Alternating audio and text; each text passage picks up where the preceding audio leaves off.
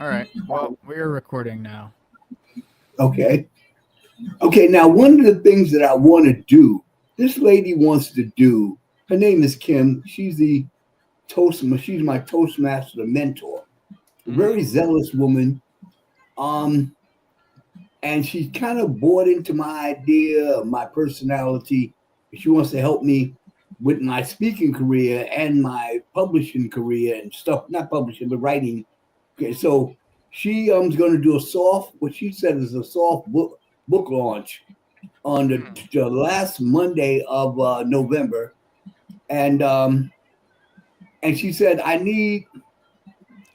I don't think she said 500. I think she said 50 50 emails and addresses, ideally phone numbers too, but emails, because she's going to send out these notices, and we're going to go on Zoom and do this presentation about the book.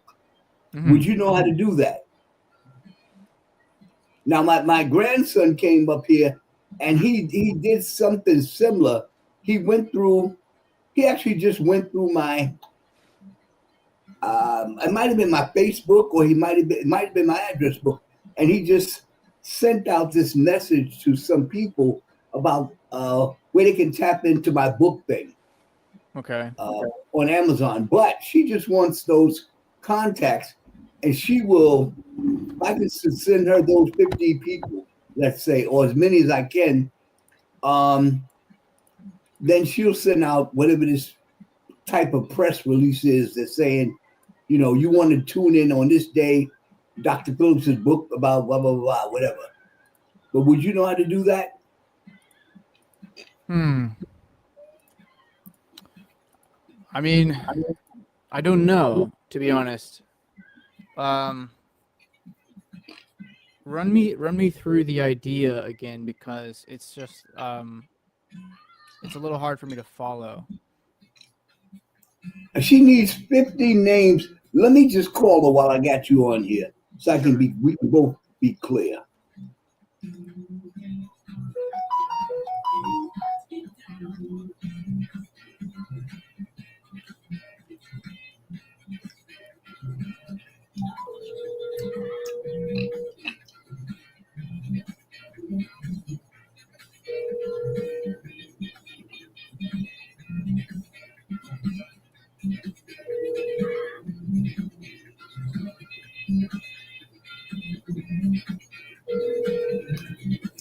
The other thing I can do, Josiah.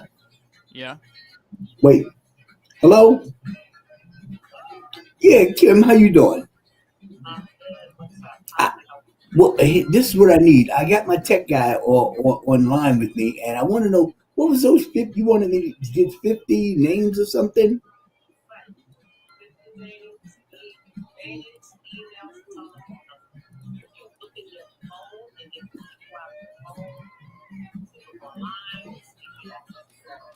Well, if I'm going to get emails, it would have to be online, because a lot of times I may have phone numbers in my phone, but not emails.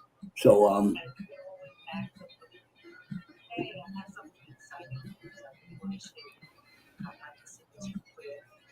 okay. All right, good stuff. Good stuff. I'll call you back a little later on, but I'm in with my tech guy. Okay. Thank you. Bye bye. Yeah. What's interesting about this? Every curse has a blessing. I always repeat that. Sometimes she gets a little ahead of me and mistakes me for somebody who wants to do a whole lot of work. So she'll give me a whole list of things, and that's the best way to lose me. But anyway, I think you kind of heard that. If ideally emails and addresses, I have no desire emails and phone numbers, but I have no desire. I have a million. I have a million, not a million, but I got about, without exaggerating, about 100 phone numbers in my phone book, but I don't have 100 emails. I don't think. I don't know. I have no idea, but whichever would be the easiest for me to send her, from your perspective, with what you do, would it be easier to go through my phone and pull out? Well, I'm not. Yeah, I'm not cool. I guess the emails would be the best, and therefore that would have to go. That would have to go through Microsoft Mm, Chrome, right? My mail email. right. You would have to look at, for example, your contacts and your sent and all that. So just remind me, because maybe I'm being feeling a bit slow today, but so she wants emails. She wants emails, and what is this for exactly? Just remind me. Okay, so what happens is I'm going to send out like a press release. Mm, As a matter of fact, hold on one second. Hold on one second, because I think she may have emailed it, and then I can forward that to you. Hold on one second. okay. Uh, let me see this. Hold on one second. Uh, hold on one second.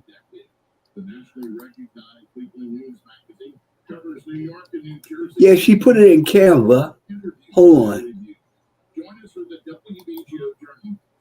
Oh shit! Chuck, excuse my language. It's all right.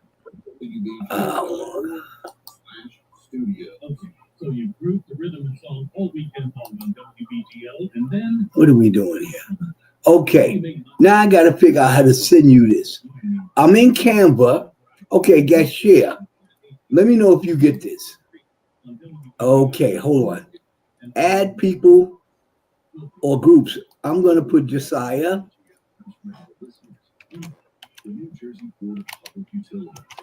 Dot Stark 96. More info on how to secure short and long-term bill savings at nj.gov/com.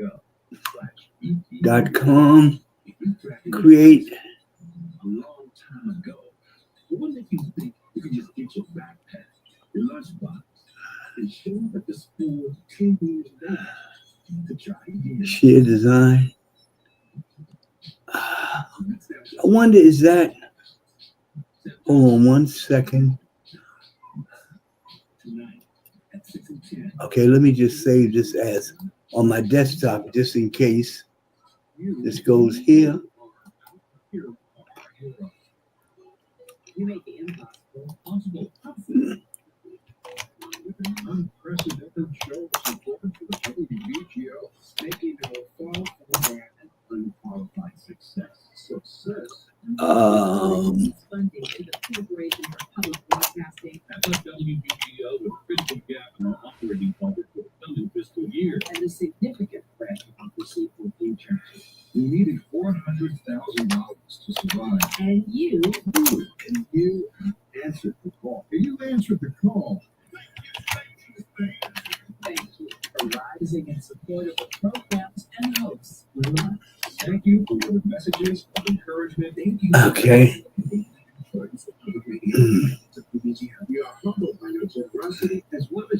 And now, if I can say this, I can send this to you. You can get an idea of exactly what. Opening it up right now.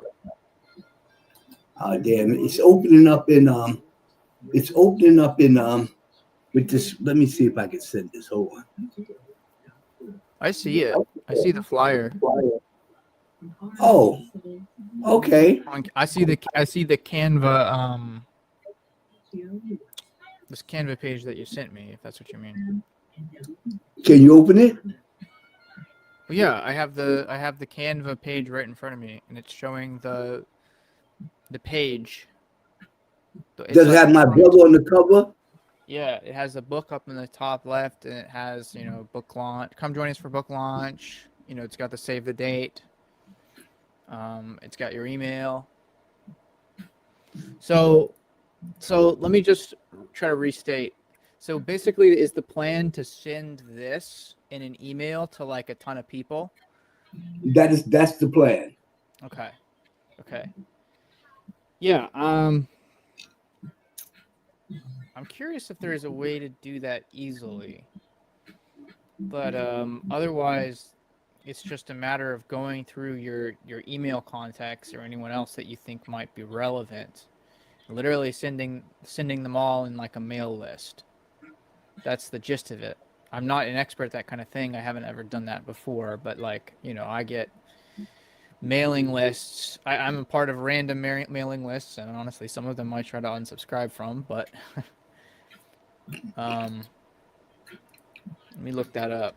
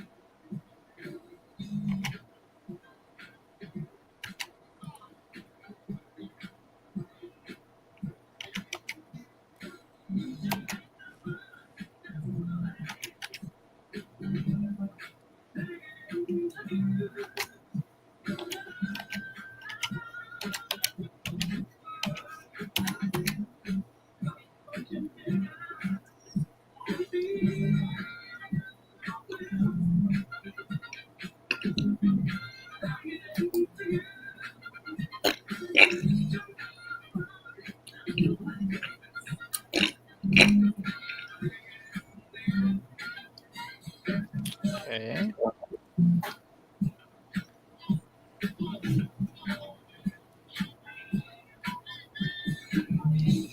Okay, so it seems to me that uh, part of the simple solution for this is, one, we need to make a list of all the emails that we want to send this email to.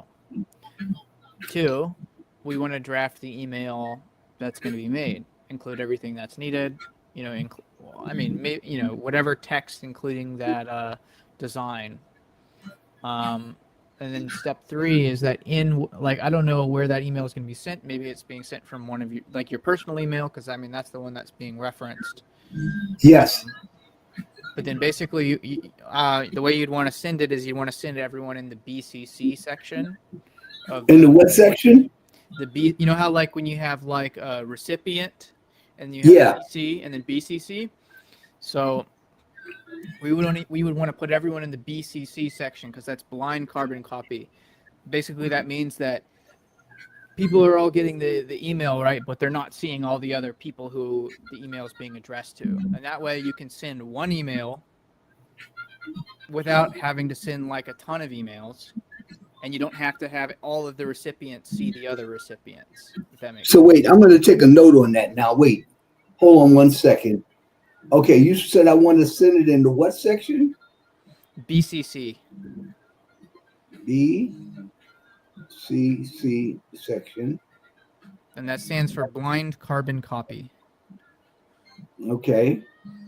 And I just put one letter. How do I get everybody's name in that BCC section? I think you can just like put all of the emails you want, and then just like put them in one after another. Maybe there's a way to copy, like have all of the emails on like one Word doc, and then copy paste them all into that BCC section. Ideally, that would be the case because that's the least work. I'm going to see when I get off here with you if I can get Geek Squad to copy all of those things and put them on just save them on a page for me. And then I'm going to forward that to her and let her send it because we have to draft a letter that we're going to send to these people. Right. But that's the idea. Basically, so if she's the one who's sending out this email with those names, then, whatever, she can get the names. I don't know how you want to give them to her, if you want to give her access to your contacts or whatever. We can figure that out. But drafting the email. What do you think about that flyer? It looks good. It's simple. It's effective.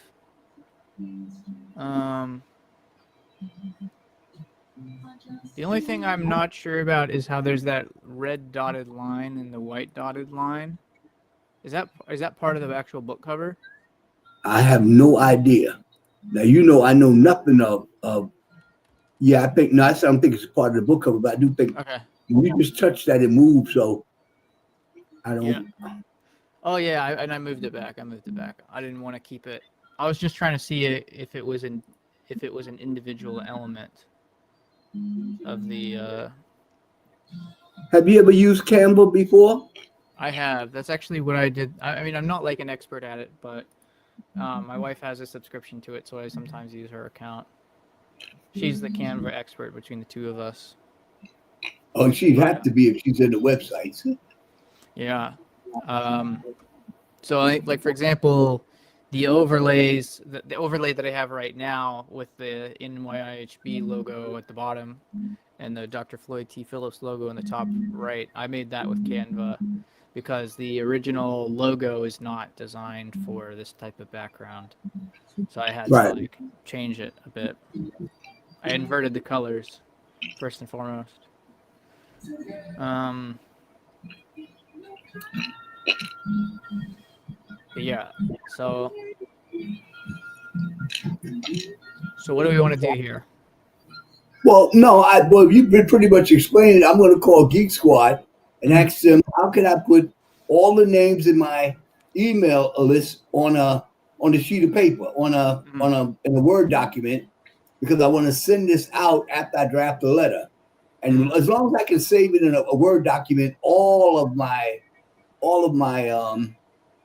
contacts, then I mean that may be a little overkill, but I'm going to do it anyway.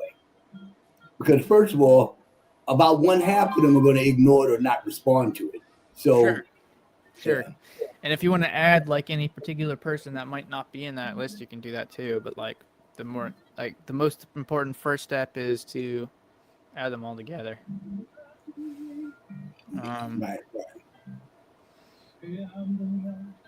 I wonder what happens if you put one email address in multiple times in one email.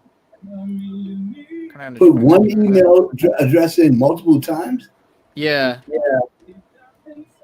Well, it doesn't let you do that on. Hold on. It literally doesn't let me do it on Gmail, so probably doesn't.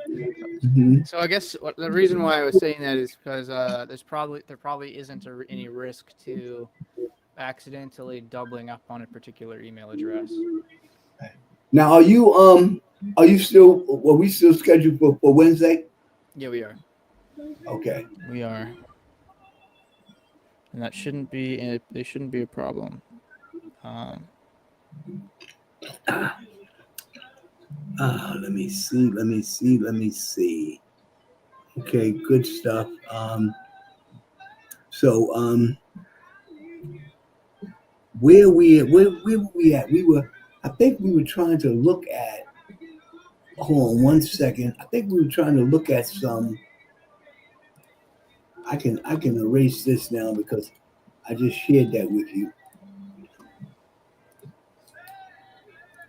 Okay. Now let me see. There is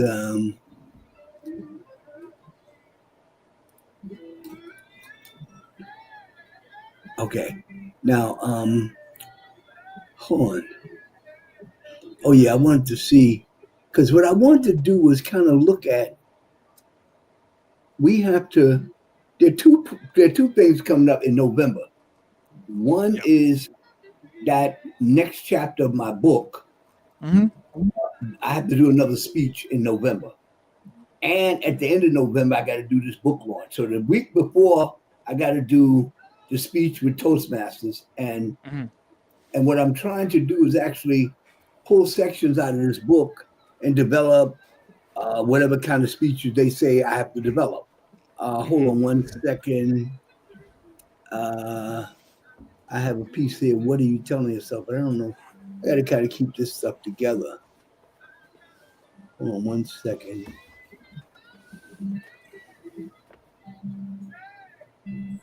I don't have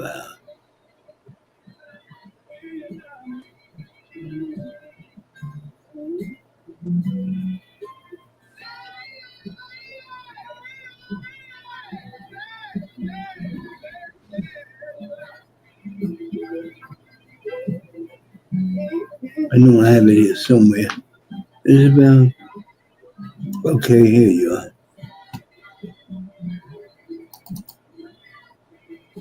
Yeah.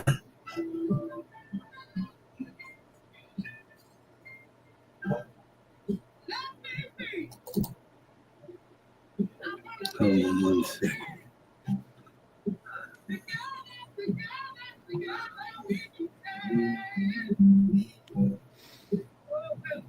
Okay. And one of the questions I get asked a lot is, if you're stuck in your story, which most people are, you know, how do you make the past the present, or how do you get unstuck?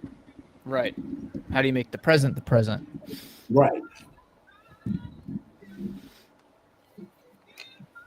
Mm-hmm. I don't know how I like the stuck in the story, but I do like when the past becomes the present. Like stuck in the story is nice because I think it's, you know, ChatGPT is trying to use like a bit of alliteration there. What do you Right. think about it? What do you think about it? I'm not 100% sure I like it, but I'm not necessarily like strongly against it. I just wonder if there could be something stronger. Well, it's actually almost one sentence. Stuck in the story, how to make the past the present, or something, how to make the past become the present. But if you look at most people in this world, 75% definitely, definitely 60%, they're stuck.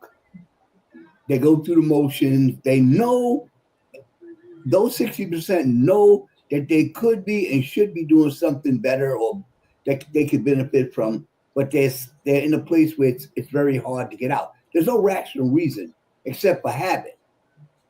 This is the devil that I know, habit. Right. But there's no, if I had a nickel for every time a person said, okay, I agree with you, but how do I change that? Mm. You know, then, you know, that would, if I could magically tell you how to do it, and it's easy for me to talk about it because I don't have that baggage or that past that you have. My story is not your story, so it's very easy for me to say, well, just do this, this, and this. But if I walked the path you didn't, walk in the shoes that you had to walk in, wouldn't be so easy for me either. Yeah. Well, I think that one of the just to kind of, so I'll say this first of all. I think that we could use most of this second chapter name. I think we can slightly tweak it. I kind of think it's a little bit better instead of stuck in the story. I like stuck in your story. Oh, no question about it. Absolutely no question about it. I think No that sounds a question little about it. stronger. Now, I mean, the question that you're asking, you know, when people say how do they fix that? Well, I think that ties into what the idea of chapter 1 is, and maybe that's something that could be expounded upon more greatly, but the reality is I think a lot of people, they're not really aware of their inner dialogue. You know, and that first chapter is the voice within, identifying your inner dialogue. And you know, it's like the idea of what are you telling yourself. So fact of the matter is, if people do not know how to, you know, tap into their subconscious and see what it's actually saying, they have absolutely no hope of recovery. You know, it's like trying to fix a car without opening up the hood. Right. Right.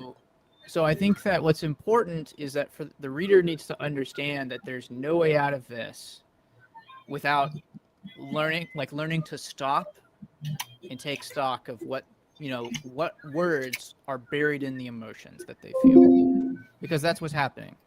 Your emotions are oftentimes responses to subconscious decisions that you have made, or maybe they were conscious decisions that have now become buried in your subconscious over time. Like maybe you made a decision as a child, maybe you don't remember that decision that you made, but that decision was helpful for the time and is no longer helpful now. Well, if you don't learn how to figure out what thoughts are behind those emotions, you have no luck. You won't have any chance of getting through. Listen, in that first talk not the first one, the talk I gave last talk I gave, I said that part of the challenge is, you know, we've heard these messages so many times, we're running on autopilot. We actually know the message. The message, and we've heard it so many times and live with it. So it's there. We don't even recognize it's nothing new to us. So it's like just a regular grits for the mill. But unfortunately, it's somebody else's story. That's the first step. Once we understand, the first step is what we're telling ourselves. The second step is understanding that it's not all of that is true. Some of that is true. Some of that is true. You know, everything that somebody says negative about you is not a lie or false. Some of the stuff you got to own. Sure. But the good news is, even the stuff that's true, you can change it. Yeah, I agree. I mean, I think so. When you have the emotional understanding of yourself, when you know yourself, and you know a better idea about what's going on in your head, what kinds of decisions you're living by, whether they're positive or negative, and you're talking to someone else who doesn't have a good understanding of what's going under the hood of their mind,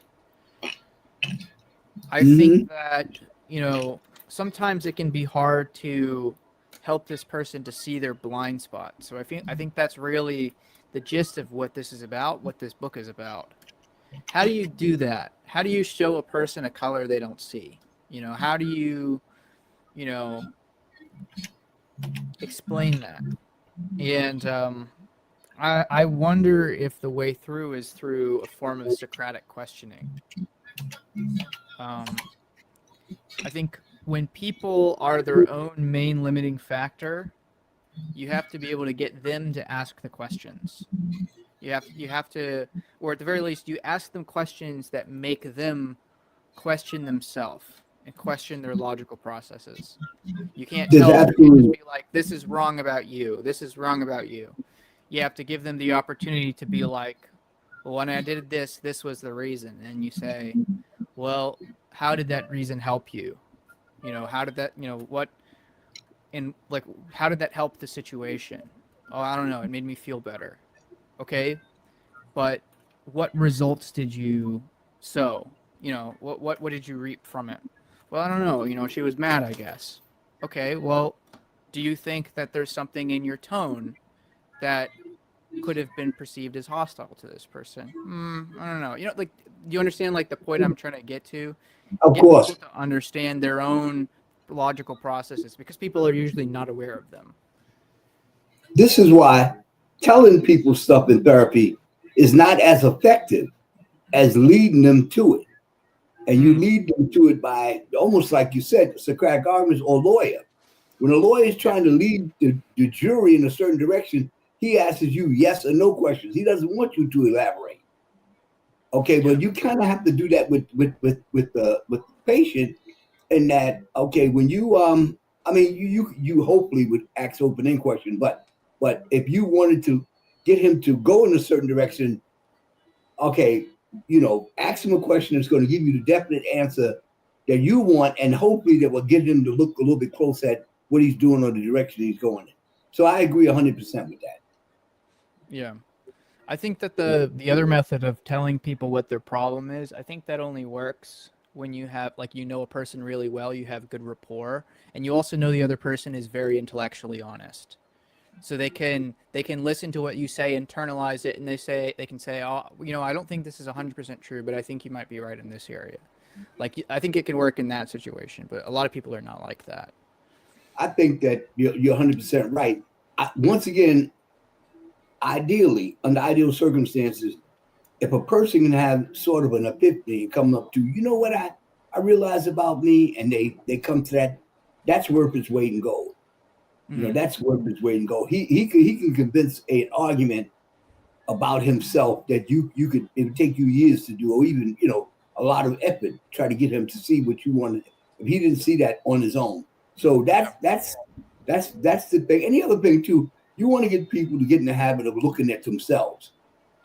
Right. You know, go back to Socrates, the unexamined life is not worth living. You got to be willing to do that. I mean, that makes you a student of life, and it adds a dimension to your personality, your character. Yeah. A question this makes me think is that maybe what are the barriers that people often face in looking inward on themselves? What are the barriers?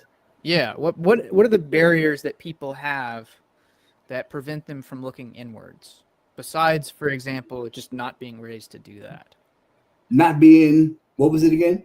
Not like what I'm trying to say is you're not going to examine yourself if no one in your life raised you to like examining themselves either. You know, a lot of people are like that.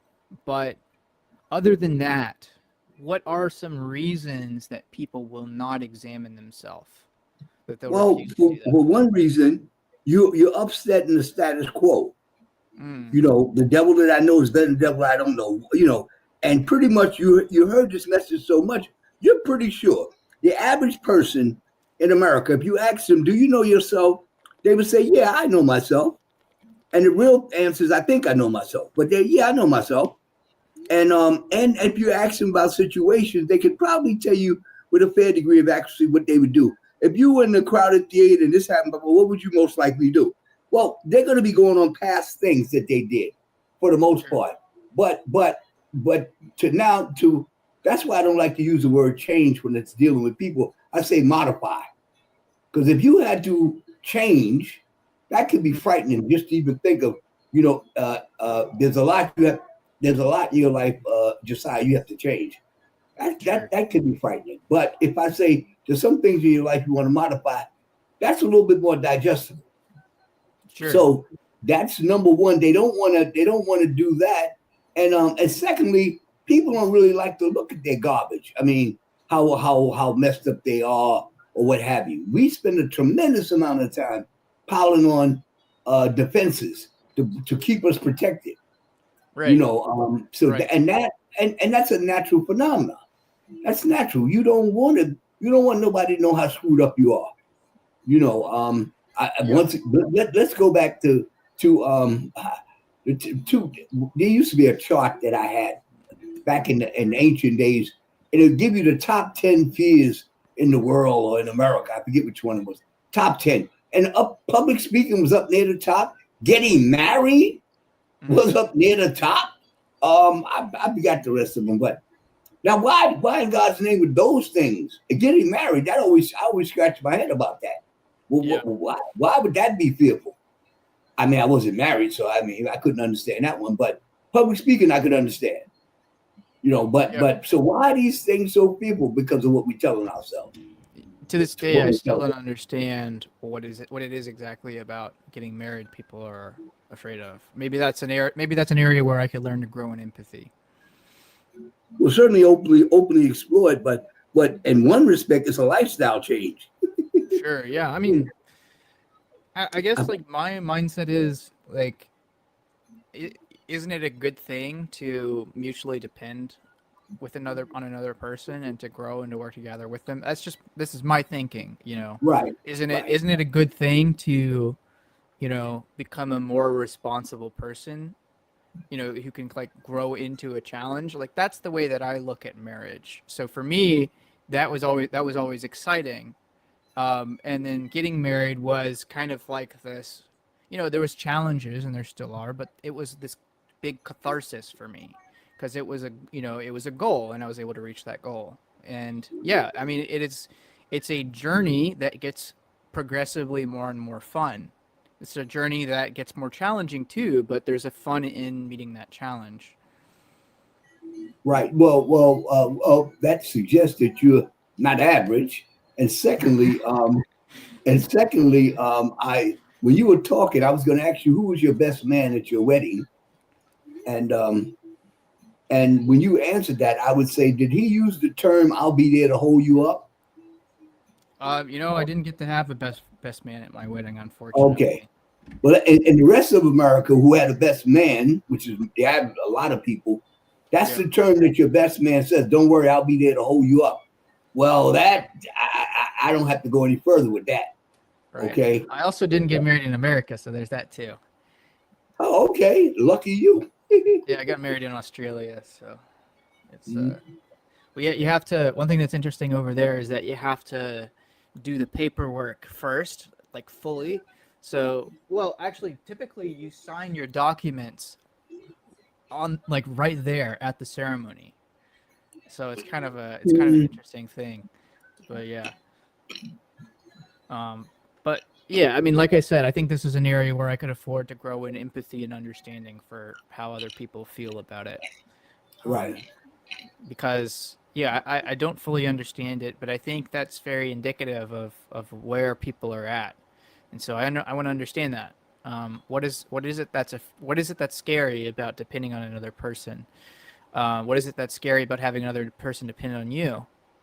Um, Mm, and that kind of I think it also leads into the question. One that I hear a lot is the old phrase ball and chain, right? And although that's something I can't really relate to, it is true that like when you become married, your personal sense of freedom changes, and no question about it. in some ways you get less freedom. I don't necessarily see that as a negative thing, but It um, depends. It depends. I had a heated debate with a Jewish woman one time on my job mhm, who I was saying something positive about Castro. okay, And she was saying every time I said something positive about him, she would say something negative about him. okay, And so I didn't argue with her or anything. Fortunately, I was her supervisor. But she said to me in the most respectful tone that she could, well, how would you like to live in a dictatorship? How would you like that? And I was about to say I wouldn't like to, but then I said, you know what? I did live in a dictatorship. And she said, where? And I said, in my father's house. right, I said, I couldn't eat what I want to. I couldn't go where I want to. I had to do sure, what he said do. And nobody cried louder at his funeral than I did because it's nothing wrong with a dictator if he knows what he's doing and he has hmm, your best interests at heart. true, yeah, And I would agree. excuse me, I would agree. Yeah, right? it's a And very so, interesting idea, though. right, no question, no question. I got a few brain cells, but I thought about it based on experience and being a student of life. So Hmm. we love that democracy and that other stuff, but you know, the old expression, freedom ain't free. If you really think, you look at Donald Trump in the White House, if you think you're free or that you can do what you want to do, I mean, this government is going to shut down, and he's bragging about other stuff he could do to make it worse for the Democrats, which means worse for the people. Listen, uh, we got a problem. We got a Yeah, problem, and 30% of America really has a problem because they endorse him blindly no matter what he does. I heard a guy say sure. on the news the other day, one of these guys that follows him, I think he's a Republican, he said, listen, I'm disappointed in him. I don't like what he's doing. And yeah, he's trying to message this that it's a Democrat problem. I don't agree with that. But if you think that this is going to make a major difference in his political career, it's not. It's Sure. not. It's not. And that's that 30% that's blind. That's the 30% that attacked the Capitol. And Yeah. personally, I think we should keep track of those people. I think they're the biggest threat to democracy in America.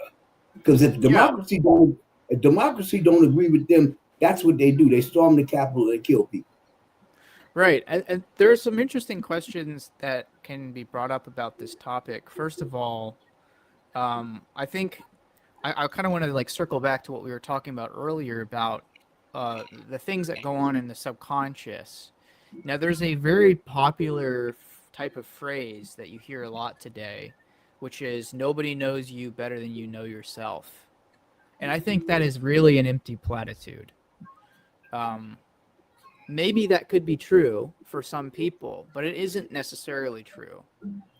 No, not at all. I think that, you know, if anything, there's a Bible verse I like, which is that the heart is deceitful above all things. The hardest what? The heart is deceitful above all things. As in, Okay. But before I forget, let me rephrase that question. Nobody knows you better than, no, nobody knows what you're telling yourself better than you do. right, Now, right. that I would say, I think that I think that nobody knows you better than you're telling you. Well, I would say it's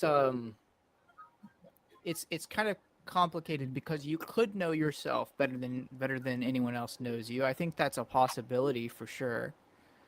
But I don't think that's guaranteed.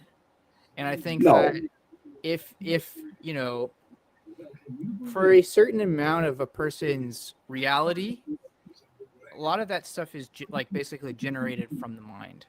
You know, like a lot of our experience is sort of, you know, we like to jump gaps in our thinking to get to places. You know, it's part of an efficiency, you know, thing. You know, but you know, sometimes you miss really important information, so you just No overlook question. aspects about yourself. So, you know, on the topic, for example, of marriage, because, you know, just kind of circling back to that, one of the reasons why I think that's scary, and this is something I can definitely personally agree with from my own perspective, is that you get to have a person get to know you, and they might get to know you in a way that you don't really like. You know, they might see your blind spots, and that might be frustrating or embarrassing for you. And you know, it's hard to tell that sometimes if that person loves you, that doesn't mean that everything they're going to say to you is going to be nice. Sometimes they're going to be pointing out, you know, that you're making some serious mistakes. Your blind spots are showing here, and you might not want to hear that. You know, but Right, that right. could be a Well, blessing. let's go back to Larry Nyman in 1975, 76, 76, I'd say. Larry Mm, Nyman said the hardest part about two people coming together in a marriage is not them taking off their clothes for the first time in front of each other, but them undressing emotionally in front of each other. And that way you get to see their not so good sides, their childish sides, there's no question about that. And because as Steve Harvey said, when you meet a person for the first time, you're not actually meeting that person. You're meeting their representative. And I thought that was a grand slam. I I mean, love that. everybody puts their best foot forward. I work with sexual offenders, Josiah, and I work with rapists, and I work with I don't want to say serial rapists, but some of them may have been in there. Most of those guys didn't rape somebody one time, but anyway, um, but they were so astute and in tune to people, they could pick up all the little nuances and work you, ingratiate themselves with you, and that was so frightening when I watched and listened and saw. So yeah,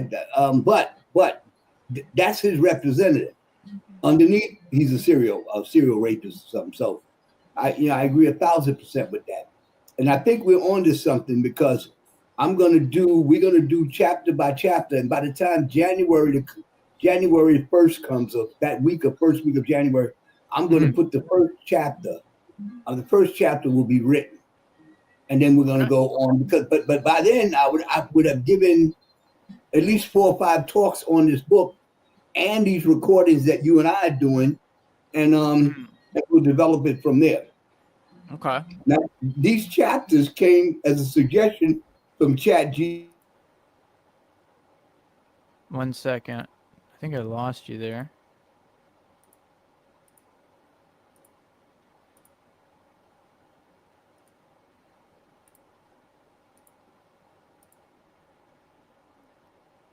I don't know if you can hear me, but if you're talking, I can't hear you at all. Um,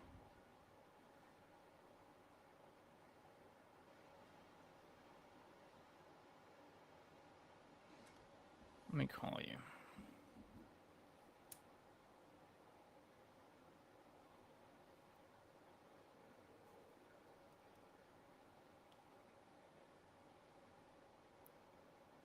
I was in the middle of saying that these suggestions that I got came from ChatGPT Yeah. about getting unstuck. So I don't want to stick too closely to them. What I do think is I've always said some of these suggestions are very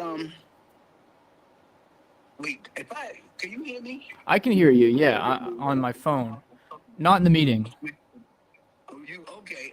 Well anyway, so some of these suggestions are very good and I don't want to stick too closely with them Mm, to them. But if it's not broke, I'm not going to fix it. I just have to figure out, reword it a different way or something like we just did with you're stuck in your story, or Mhm. I could put autopilot, because that was what I put in my talk last week about how most of the messages we get are repeat messages, Right, and right. that's why they're able to slip in, and we don't challenge them. Yeah, So 100%. Am I that's still coming out of StreamYard for you? yes, you are. Huh. Is Hold it? on 1 second. Let me open up this. I'm trying to go back to StreamYard, Yeah. and I'm going to open it. Hold on.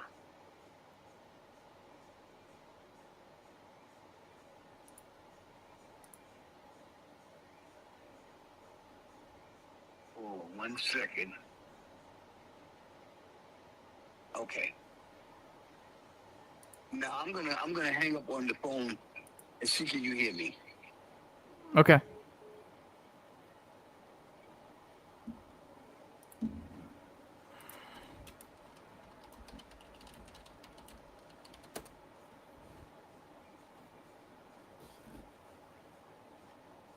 That didn't work. You may have to check and see if you're muted first. Your camera is stuck though.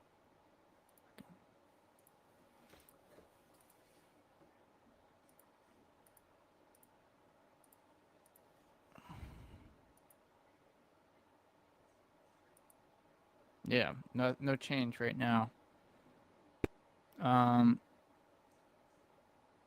If worse comes to worse, you could leave the meeting and then rejoin the same one, but you'd have to make sure it's the same meeting.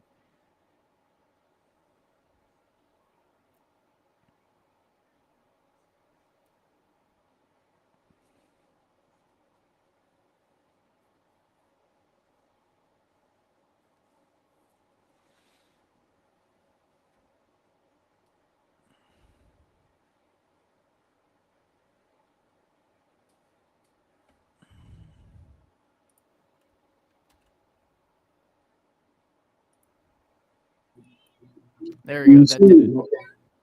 Okay. So that's where I'm looking at this. I sent you a copy of those chapters and the sub components of the chapter. Did you get it? And the Yeah, I'm email. looking at it right now. So you can keep that handy on your desktop, because that's what we're going to be going through for the next couple of months. And Okay. by the time we get to January, I should have my first chapter written. And by then, I'm still subsequently doing Toastmasters. Each persuasive speech, I don't know, they got all kind of components. Frightening speech, I don't know, but I'll take each one of those chapters and try to, because subsequently, when this book is finished, I will be able to do talks on it. But the talks will have already been done and evaluated. Yeah. There. By the way, there will be some Sundays that I will not be available. I will let you know Okay. ahead of time when those are, so we can choose to either do a different day or skip. Right. It's mostly just weeks where I have shows that have like a Sunday matinee. But yeah, I'll let you know ahead of time when those days come up. But yeah, I've downloaded a copy of the suggestive chapters, and then we can definitely work on it over the next couple of weeks. Have you had a chance? Well, you tell me what you think of them. Because the two key components is A, understanding what and why you're telling yourself this, and B, the steps you take to change that message and to get to another place. Yeah. So I haven't looked deeply at all of the chapters, but I will say that out of the first four, I am already happy with where the first and the third one are, such as the voice within, identifying your inner dialogue. I think that is, it's a great first chapter idea. It's really straight to the point. It's starting to get into the idea of sort of, checking what thoughts are happening. Now, there is a question I have in my mind, which is, I almost wonder if swapping chapter 1 and chapter 2 is a good idea. I don't know. Maybe I'm wrong. I'm just thinking, but a lot of times when I read like really good self-help books, a lot of times they're really good at describing the problem in a very human way for the first chapter. So there's a great book that I know of.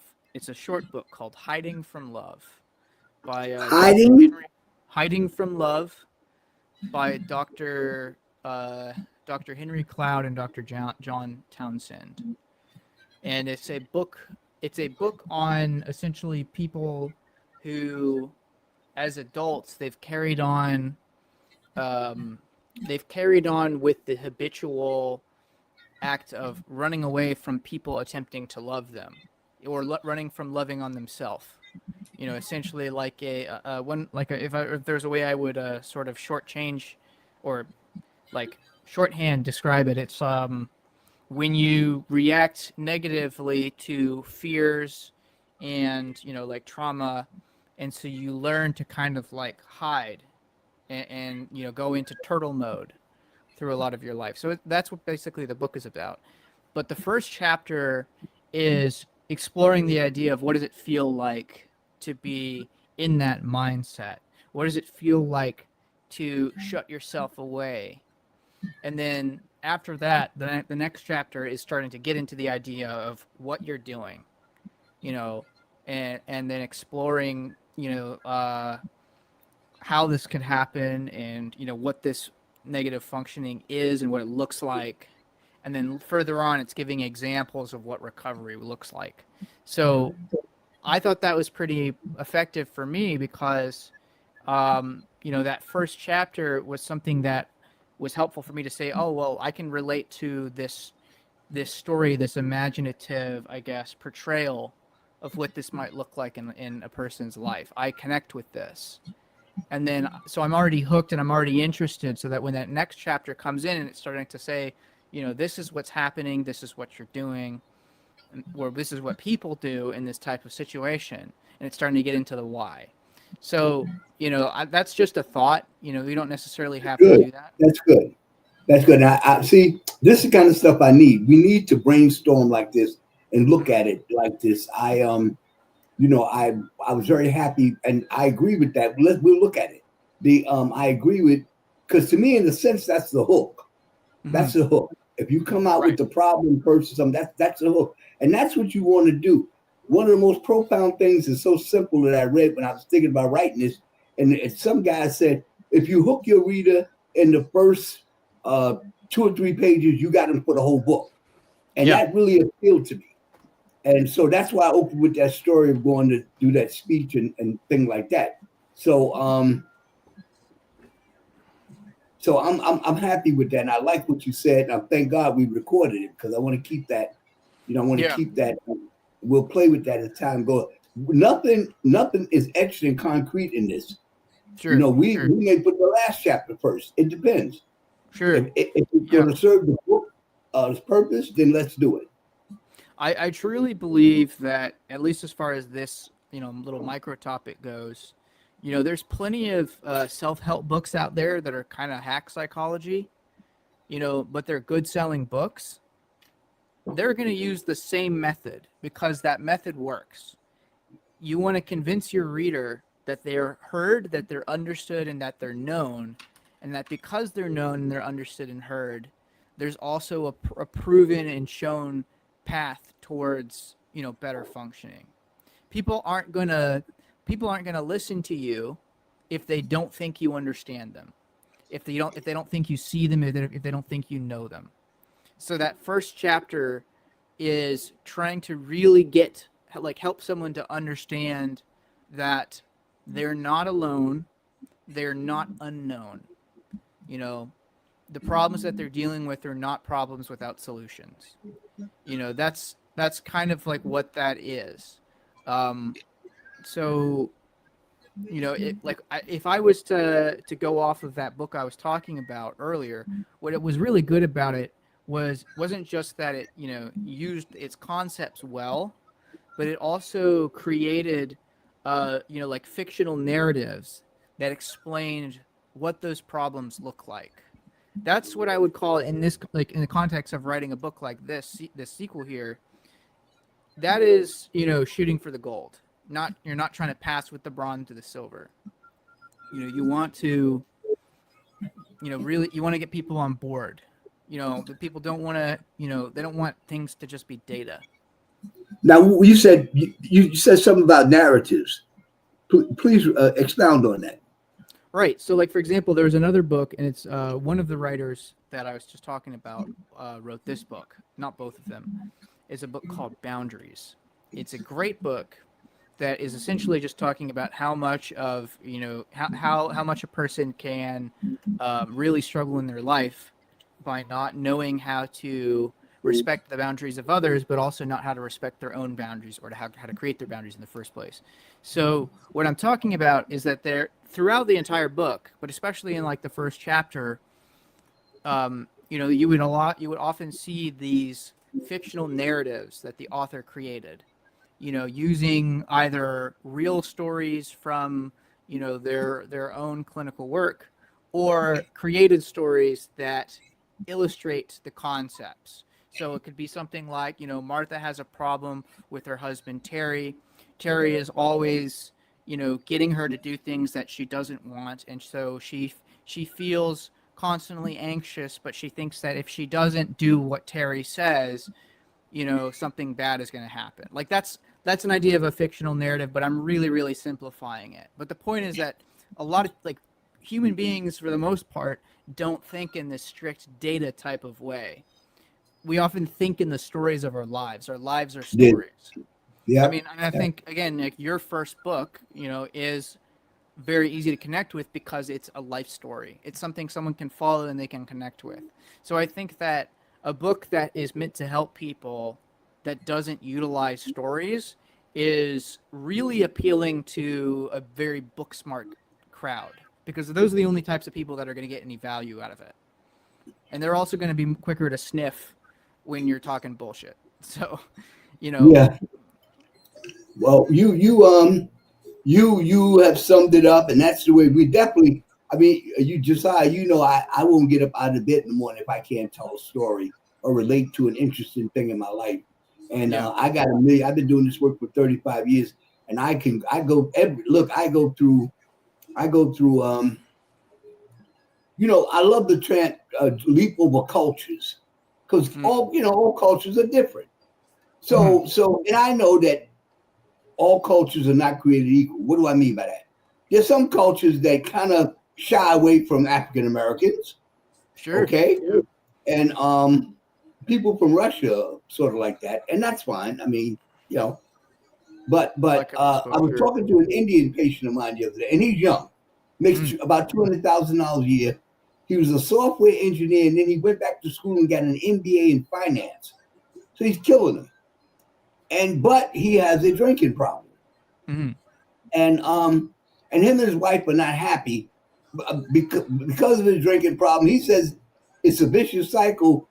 She's not intimate, and I drink because of that. And she doesn't understand, if she was intimate, it would help me to better control the drinking. But neither of them. So then we just happen to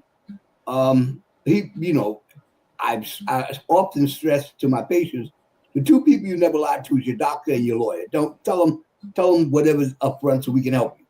So I said to him, growing up as a young black man in Harlem, oral sex among young men was frowned upon. Your friends would shun you. They would laugh at you if they found out that you were doing that. You were 19 years old, or if something is wrong with you, man. That's for old people or something like that. So I said to him, and he's listening, because he said, in my relationship, Dr. Phillips, that's my wife. That's out of the question. That. So right away I can tell that he wished that was in the relationship, to some degree. All right. So I said, I understand that. That's a very pleasurable act based on my limited experience with this. And that's actually not true. I have a lot of experience with that. But it's a pleasurable act. And I said to him, I said, how I came to wrestle with that when I was a young man? Because I listened to my friends, the peer pressure, and I thought that was appalling for a guy to do that. And da-da-da-da. and I was talking to an old guy, true story, and he was a wise man. I mean, didn't have a damn dime, didn't have no money or anything, but he was a nice guy and was intelligent. So he said to me one day, he said, "Well, listen to me, Floyd. The older a man gets, the weaker he's going to get in his hips. He's going to get weak in his hips. And when that happens, he's got to get strong in his lips." And, right. Man. I can't say that if my wife was around, because she'd be being like, "Yes, sir, yes, sir, yes, sir." But that's a true story. I'd have to dress that up some kind of way to put, but I have a, and that's what he did. He just laughed. He said, "That was a wise man." That was, yeah, okay, all right. But I got a little bit closer in that culture. I can tell you right now, this guy doesn't have one black associate, never mind friend. And he's not looking for it. That's fine. That's absolutely fine. Josiah, I have had people from different cultures come and pick me because they want to feel safe. In other words, if I judge him and I think, boy, this guy's life is screwed up, it's not the same thing as a white guy judging. Okay. Now I've had patients like that. And the other reason is that they feel that I know what it's like to be discarded, ignored, looked down upon, and they're right about that too. So there's a certain identification there. Now, once we connect and we bond, the trust sets in, and then we can move forward. But I just told you that long thing that I got a bunch of experiences, a bunch of stories, and hopefully a way of telling them. So. Yeah, I think telling them is good, especially if it's something that people can, connect with. People need to be able to see themselves in the story. And I think that's probably one of the most effective things about stories for any purpose, really. Right. Yeah, no. Good stuff. So yeah, I mean, they naturally flow. And when I talk to you, obviously this stuff comes up. And so, it brings it back to the front of my mind. And fortunately now we're recording this stuff. So when I go through this and I'll come up with, but I'm looking forward to moving forward. You're not going to believe this, but I got Quincy True book and the letter, and I don't know. I'm seeming to be like scared to send it off. I don't know why. Maybe rejection, I think, or just not him and not responding. But I'm going to bite the bullet and put on my big boy pants and just send it. All right. I'm cheering you on for that. I think it's just kind of like the reality that when you do that, when you actually send it, that's you're now committing to fire the gun. There's no more playing with the trigger with it unloaded. There you go. Absolutely. So Josiah, we're going to wind this down because I'm going to see you on Wednesday anyway. I got to put together a list because I do want you to fix this cord behind me. So that sometimes I push this chair back. I love sitting in front of this podcast thing. I can sit here all day. Matter of fact, I'm going to practice doing that soon. But if I can, don't push back too far, it causes the plug to unplug, and then my chair won't come up. And it's really a chore trying to get up out of this chair when it's down low like this. I'm going to physical therapy twice a week, and I'm working on the thigh muscle to get up, but I'm not there yet. Okay, good. Yeah. Well, like one question I would have is the cable not long enough, or is it? I think it's not long enough, and I think if I remember correctly, there was a white extension cord around here somewhere that we had somewhere. Matter of fact, between now and then, I may see if I can't find it, I'll get another one. Sounds good. And then you said you're gonna need help with the fridge filter, right?